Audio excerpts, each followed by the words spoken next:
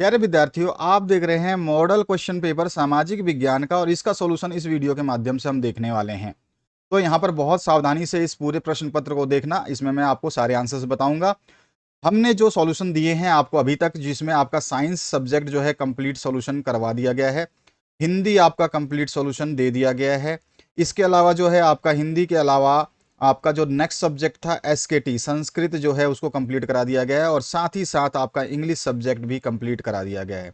ये सारे सब्जेक्ट आपके अभी तक कंप्लीट करा दिए हैं, और आपका जो एसएसटी है आप अभी इस वीडियो के माध्यम से देख रहे हैं। इसके बाद आपका लास्ट पेपर जो है मैथ्स का आ जाएगा, और अन्य सब्जेक्ट के भी पेपर दे दिए जाएंगे। अगर आप कंप्लीटली एक्टिव होते हैं, अपने दोस्तों के साथ में शेयर करना बिल्कुल ना भूलें। इन सारे सब्जेक्ट के कंप्लीट फुल आंसर जो है इन सभी सब्जेक्ट के दिए जा रहे हैं, ठीक है। और ऑलरेडी अवेलेबल है चारों सब्जेक्ट, साइंस, हिंदी, एसकेटी और इंग्लिश, ठीक है। ये सारे सब्जेक्ट ऑलरेडी फुल सोल्यूशन के साथ अवेलेबल है, और साइंस का आप देखना जरूर वीडियो, और उसके नोट्स भी डाउनलोड कर लेना। साथ ही साथ एसएसटी का पेपर आप देख रहे हैं यहाँ पर। निम्न में से कौन 1815 की वियना संधि से संबंधित है? तो 1815 की वियना संधि से जो संबंधित चीज है वो क्या है? नेपोलियन, ठीक है। तो यहाँ पे बी ऑप्शन जो है आपका करेक्ट हो जाएगा। अगले क्वेश्चन की बात करते हैं। सत्ता की साझेदारी के बेल्जियम मॉडल का मुख्य महत्व क्या है? तो इसका मुख्य महत्व क्या है? तो आंसर हो जाएगा हमारा संप्रदायों को समान प्रतिनिधित्व दिया जाता है। तो यहाँ पे स ऑप्शन जो है आपका करेक्ट हो जाएगा। इसके बाद आते हैं नेक्स्ट क्वेश्चन पे। यहाँ पर जो थर्ड क्वेश्चन है इसमें पूछा गया आपसे 1928 से 1934 के बीच भारत में गेहूं की कीमत 50% तक क्यों गिर गई थी? तो इसका रीजन क्या हो जाएगा? इसका रीजन हो जाएगा महामंदी के कारण, ठीक है। तो 100 ऑप्शन जो है यहाँ पे आपका क्वेश्चन का आंसर हो जाएगा 100। अब इसके बाद आते हैं चौथे क्वेश्चन पे। ब्रिटेन वुड्स नामक संस्थान निम्नलिखित में से कहाँ स्थित था? तो आंसर हो जाएगा ये ब्रिटेन वुड्स जो था ये अमेरिका में स्थित था। तो अ ऑप्शन जो है आपका करेक्ट हो जाएगा। पांचवा जो क्वेश्चन है, निम्नलिखित में कौन सा लक्षण संघीय सरकार से संबंधित नहीं है? ध्यान रखना, यहाँ पे अंडरलाइन भी किया है, नहीं है। तो इसका आज से जो हमारा आंसर कौन सा हो जाएगा? कठोर संविधान जो है संघीय सरकार से संबंधित नहीं है, ठीक है। तो यहाँ पे अ ऑप्शन जो है आपका करेक्ट हो जाएगा। आते हैं सिक्स्थ क्वेश्चन की तरफ। तो सिक्स्थ क्वेश्चन जो पूछा गया है, निम्नलिखित में से सामाजिक विभाजन का कारण क्या है? तो इसमें सामाजिक विभाजन का क्या कारण है हम बता सकते हैं। बिल्कुल सही आंसर, धर्म भी है और भाषा भी है। तो अ और ब दोनों सही हो जाएंगे, 100 ऑप्शन करेक्ट हो जाएगा। इसके बाद आते हैं सातवें क्वेश्चन पे। यदि हम लैंगिक विभाजन की बात करते हैं तो उसका अर्थ होता है, तो उसका अर्थ क्या होता है लैंगिक विभाजन का? तो समाज में स्त्री और पुरुष की असमान भूमिका, ये होता है लैंगिक विभाजन का अर्थ। अब इसके बाद में आते हैं नेक्स्ट क्वेश्चन की तरफ। क्वेश्चन नंबर 8, राष्ट्रवाद का उदय सर्वप्रथम किस देश से हुआ? तो राष्ट्रवाद का सर्वप्रथम जो उदय हुआ वो हमारा फ्रांस से हुआ। तो बी ऑप्शन जो है करेक्ट हो जाएगा। इसके बाद आते हैं नाइन्थ क्वेश्चन की तरफ। नाइन्थ जो क्वेश्चन है इसमें पूछा गया है यहाँ पर, ड्यूक मैटरनिक ने हमारी सामाजिक व्यवस्था का सबसे खतरनाक दुश्मन किसको माना है? तो आंसर क्या हो जाएगा हमारा? आंसर हो जाएगा इसमें जो मतलब किसने माना है? ड्यूक मैटरनिक ने हमारी सामाजिक व्यवस्था का सबसे खतरनाक दुश्मन किसको माना है? तो यहाँ पर जो ऑप्शन है इसमें से हमें बताने हैं।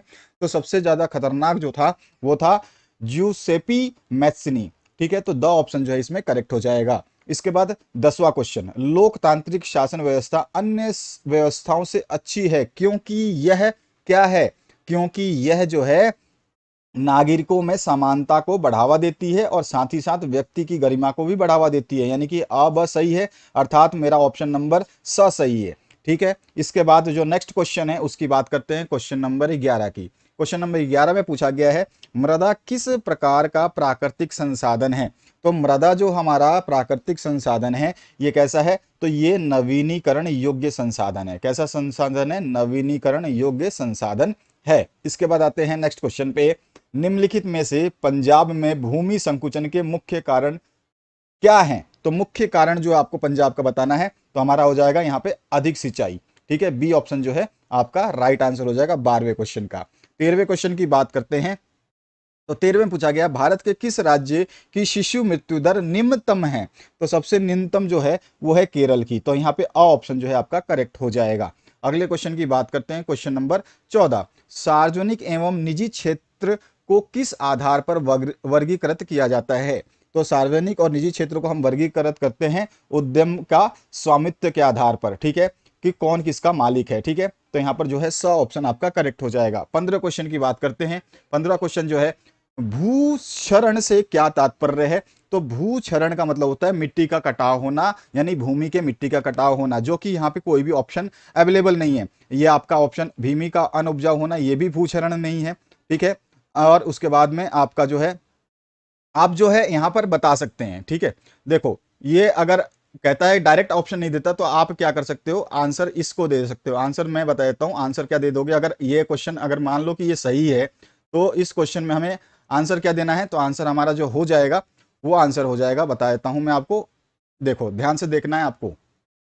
भूक्षरण का जो है, यहाँ पे देखिए, भूक्षरण से तात्पर्य क्या है, तो भूमि का अनउपजाऊ होना, भूमि का दलदली होना, भूमि का उपजाऊ होना और भूमि का योजनाबद्ध उपयोग। तो योजनाबद्ध उपयोग तो क्षरण में नहीं आएगा। भूमि का दलदली होना भी आपका जो है भूक्षरण में नहीं आता है, और भूमि का उपजाऊ होना भी भूक्षरण में नहीं आता है।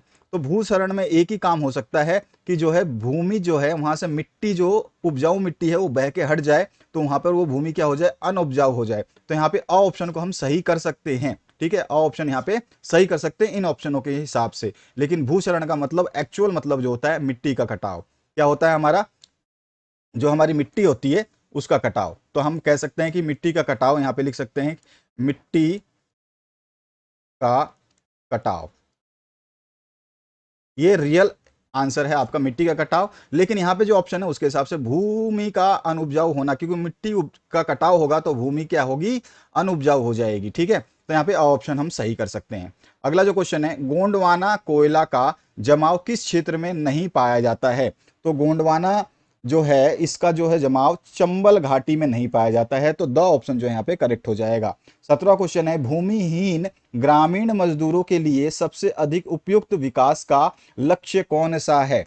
तो ये लक्ष्य कौन सा होगा, तो हमारा जो होगा भूमिहीन जो आदमी है उनके लिए अधिक मजदूरी जो है उनका जो है विकास का मुख्य लक्ष्य होगा। जब भूमि नहीं है तो क्या होगा, आपका अधिक मजदूरी करना पड़ेगा उनको। नेक्स्ट जो पार्ट है 18 नंबर, निम्नलिखित में से कौन सा व्यापार अवरोधकों का लक्षण नहीं है? तो निम्न में से कौन सा व्यापार अवरोधकों का लक्षण नहीं है? तो विश्व व्यापार संगठन व्यापार अवरोधकों को बढ़ावा देता है, ये जो है लक्षण नहीं है। तो स ऑप्शन जो है करेक्ट हो जाएगा। इसके बाद आपका नेक्स्ट जो पार्ट है 19वां, इसमें क्या पूछा गया है, निम्नलिखित में से कौन सा परंपरागत ऊर्जा का स्रोत नहीं है? तो आप अच्छी तरह से बता सकते हैं परंपरागत ऊर्जा का जो स्रोत है, परंपरागत ऊर्जा का जो स्रोत है वो कौन सा नहीं है? तो हमारा जो आंसर आ जाएगा, देखो ध्यान रखो, इसमें क्या पूछ रहा है कि निम्न में से कौन सा परंपरागत ऊर्जा का स्रोत नहीं है? तो यहां पे जो हमारा आंसर हो जाएगा वो हो जाएगा भूतापीय ऊर्जा, ब ऑप्शन जो है करेक्ट हो जाएगा। इसके बाद 20वां जो प्रश्न है, इसमें पूछा गया है वैश्वीकरण का बहुराष्ट्रीय कंपनियों के निवेश पर क्या प्रभाव पड़ा? तो यहाँ पे आंसर आ जाएगा कि बहुराष्ट्रीय कंपनियों के निवेश में वृद्धि हुई। सही बात है, बहुराष्ट्रीय कंपनियों द्वारा भारत के विदेशी व्यापार के अधिकांश भाग पर नियंत्रण किया गया, ये भी सही है। और बहुराष्ट्रीय कंपनियों के आगमन से लोगों की आर्थिक स्थिति सुदृढ़ हुई या सुदृढ़ हुई, ये भी सही है। यानी कि उपरोक्त सभी सही हैं, डी ऑप्शन जो है हमारा करेक्ट हो जाएगा इसमें।